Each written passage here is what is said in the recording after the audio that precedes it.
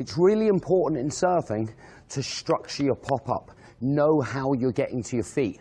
There's too many surfers out there that I see, they're out there surfing and scrambling to their feet, and when you say to them, what sort of style of pop-up do you use? A lot of people actually answer, don't know, I just get up. But it's really hard to improve your pop-up for speed and technique if you don't have any structure to it. If you're very unsure of how you get to your feet, then it's going to be a lot harder to get it faster. Whereas if you can break it down into bite-sized pieces and structure it, it makes it a lot easier to speed it up and improve your technique. So what I want to do now is just run through 3 basic pop-ups. The 3 big hitters, so to speak. I would say, to start with, the fastest way to your feet is the shortboarder's flick jump, which is where a shortboarder, when they paddle in, they can't get their toes onto the tail of the board.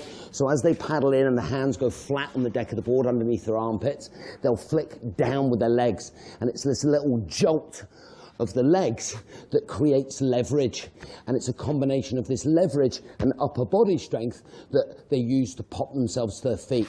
So as they paddle in and the hands go flat on the deck of the board, they flick down with the legs and pop themselves into good first position. And it's that little jolt of the legs that allows them to really pop themselves in.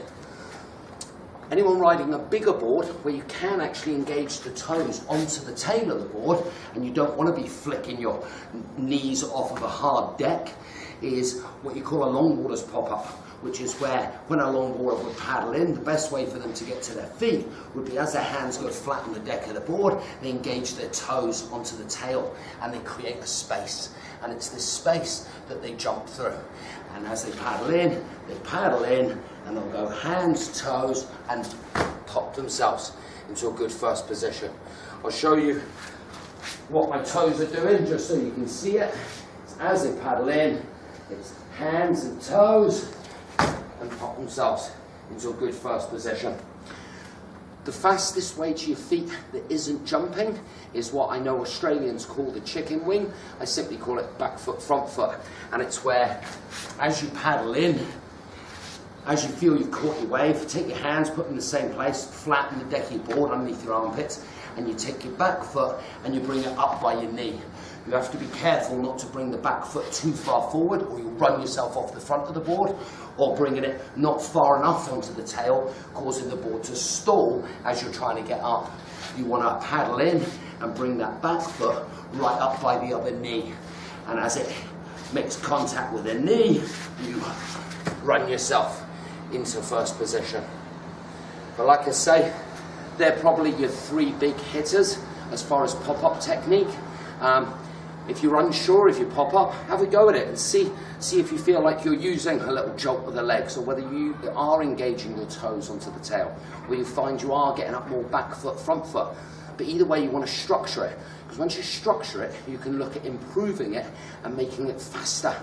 And it's even if, let's say you're getting up back foot, front foot, once you know what you're doing, and you know that back foot's going into the right place on the board by the other knee, it means you can start to do it quicker and quicker.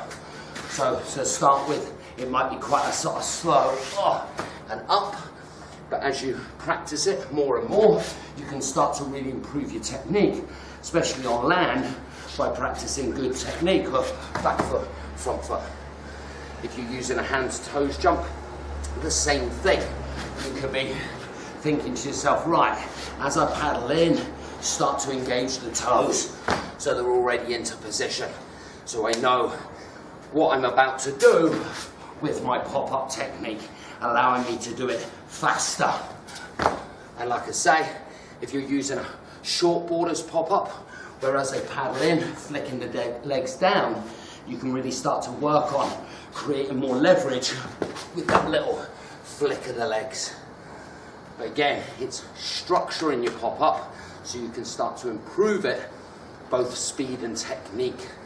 Like I say, otherwise, if you just sort of scramble into your feet in this mad rush, it's a lot harder to improve on your pop-up technique.